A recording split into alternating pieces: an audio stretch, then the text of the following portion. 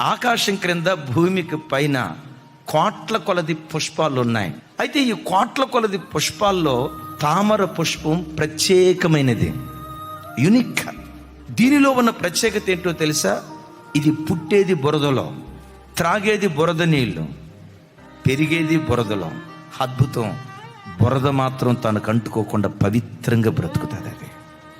నేనంట, దేవుడొక్కడు నీకు తోడుగా ఉంటే నువ్వు బురదతో నిండుకున్న లోకంలోనే బ్రతుకుతావు. బురదతో నిండుకున్న వ్యక్తుల మధ్యలో నువ్వు తిరుగుతావు.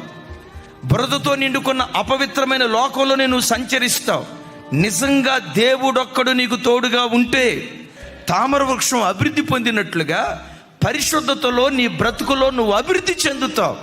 బురదతో నిండుకున్న వ్యక్తుల మధ్యలో నువ్వు బ్రతికిన పాపపు బురద నీ కంటకుండా నీ జీవితాన్ని పవిత్రంగా నువ్వు కాపాడుకోగలుగుతావు.